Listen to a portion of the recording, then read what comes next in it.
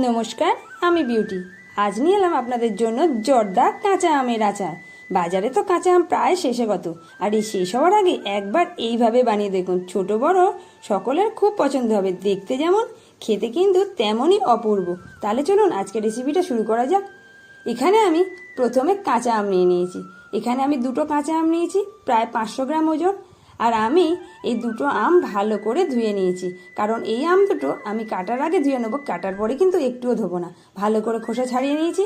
এইবারে একটা গ্রেটার দিয়ে ভালো করে গ্রেট করে নেবো। আর খোসা ছাড়ানোর আগে যেহেতু আমি ভালো করে ধুয়ে নিয়েছি, তাই খোসা ছাড়ানোর পর ধোবো না। আর এখানে জলটা যাতে কম ইউজ হয়, তাই জন্য আচারটা কিন্তু অনেক দিন পর্যন্ত ভালো লাগবে, আর ভালো থাকবে এবং ভালো লাগবে খেতেও। তাহলে চলুন এইবারে আমি এটাকে গ্রেট করে নিই। এখানে কিন্তু আমি এটা কাঁচা আমের জর্দা সিমুই বানাবো, তাই জন্য জর্দা শেপ দেওয়ার জন্য আমি এই গ্রেটারটা নিয়েছি। আর ঠিক গ্রেটারের এই সাইডটা দিয়ে আমি গ্রেট করব। আপনাদের দেখিয়ে দিচ্ছি, এই যে সাইডটা, এই সাইডটা দিয়ে আমি গ্রেট করে নেবো।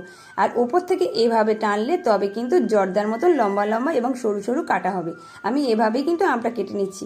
আমি খানিকটা কেটে নিয়ে আপনার দেখাচ্ছি কেমনভাবে এখানে ঝুড়ো ঝুড়ো জর্দার মতন সেভ হচ্ছে।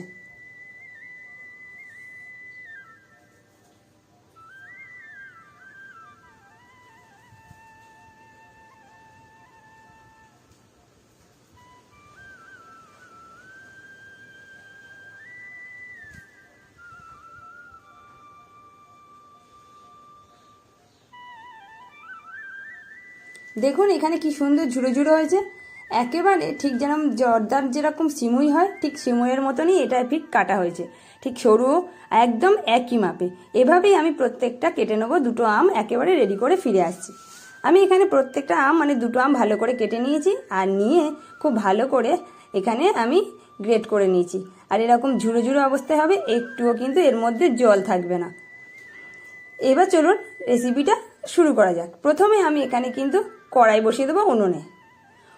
কড়াই বসিয়ে দিয়েছি। এবার এখানে একটা মশলা রেডি করে নেবো। এখানে দিয়েছি জিরে, মৌরি, আর দিয়েছি এখানে 5 ফোড়ন আর শুকনো লঙ্কা। সবই কিন্তু আমি এখানে 2 চামচ করে নিয়েছি। এখানে কিন্তু আমি দিয়েছিলাম দুটো আম মানে 500 গ্রাম, তার জন্য আমি 2 চামচ করে মশলাগুলো দিয়েছি। আর মশলাটা একটু বেশি পরিমাণেই লাগবে এই আচারের ক্ষেত্রে। হালকা করে একটু রোস্ট করে নেবো, ঠিক লাল লাল ভাব চলে আসবে। এবারে নামিয়ে আমি শিলনোড়ায় এটা গুঁড়ো করে নেবো।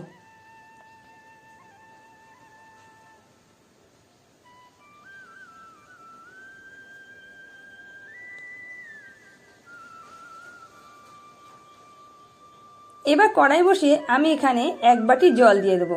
ঠিক মেজারমেন্টটা ঠিক বাটি মেপে এখানে 1 বাটি নর্মাল জল দিয়ে দিলাম।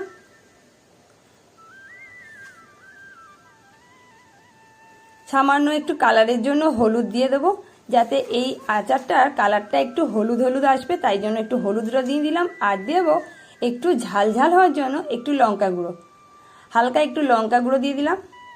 আর এবার দেবো এখানে 500 গ্রাম চিনি। যেহেতু আমি এখানে 500 গ্রাম আম নিয়েছি, সেই জন্য এখানে 500 গ্রাম চিনি নেব। এই আমটা কিন্তু খুব টকও হবে না, আবার খুব বেশি মিষ্টিও হবে না।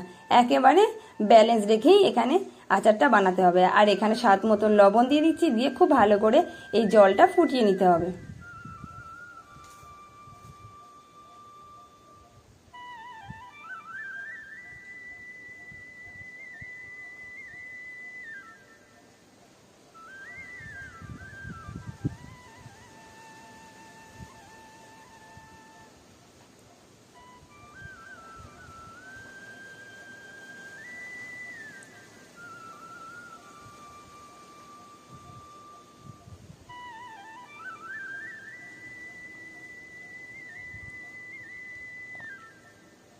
জলটা খুব ভালো করে ফুটে উঠেছে।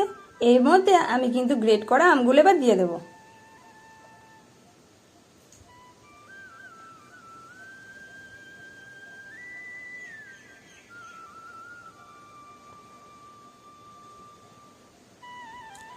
এবারে আমগুলো খুব ভালো করে চিনির রসের সাথে খুব ভালো করে মিশিয়ে নেব। নিয়ে খুব ভালো করে এটাকে মাখিয়ে নিয়ে রেখে দেবো কিছুক্ষণের জন্য লো ফ্লেমে। এভাবেই রান্না করে নেব, যাতে সমস্ত মশলাগুলো এর মধ্যে আমের সাথে মিশে যায়। আর আমটা কিন্তু এখানে পুরো গলেও যাবে না, একেবারে সিদ্ধ হবে না, কাঁচা কাঁচা তাও থাকবে না। এটা খুব সুন্দর একটা ব্যালেন্স রেখে যাবে। কিছুক্ষণের জন্য আমি এটাকে এভাবেই রান্না করে নিলাম। দেখুন রান্না করা হয়ে গেছে, কত সুন্দর কালারটা চলে এসছে না? যখন চিনির রসটা অনেকটা গাঢ় চলে আসবে, কালারটা অনেকটা ট্রান্সপারেন্সি হয়ে যাবে, তখনই জানবেন আচারটা প্রায় রেডি। আমগুলো প্রায় আধ সিদ্ধ মতন হয়ে এসছে, পুরো একদম কিন্তু গলেও যায়নি, আবার কাঁচাও থাকবে না, আর একেবারে মাখো মাখো হয়ে যাবে না, খুব সুন্দর ঝুরঝুরেও থাকবে। আর গোটা গোটা আমের যেরকম লেয়ার, সেই রকম লেয়ারও কিন্তু প্রত্যেকটা আছে, দেখতেই পাচ্ছেন।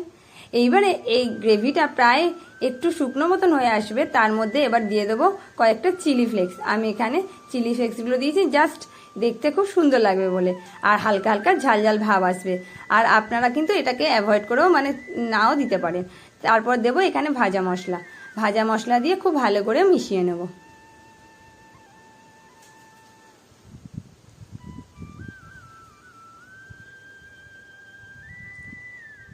আর এই অবস্থায় কিন্তু আগুনের ফ্লেমটা কিন্তু একেবারেই লোতে রাখতে হবে, কারণ বেশি আঁচটা জোরে হয়ে গেলে কিন্তু আর এই গ্রেভিটা একেবারে খুব শক্ত হয়ে যাবে এবং আর রসটাও একদম থাকবে না। তাই লো ফ্লেমে এই আচারটা কিন্তু রেডি করে নিতে হবে। আর দেখুন এবার কিন্তু আচারটা পুরো রেডি। আপনারা কিন্তু এই অবস্থায় আপনারা আচারটা তুলে 1 বছরের বেশি রেখে দিতে পারেন, আর খেতে কিন্তু অপূর্ব লাগছে।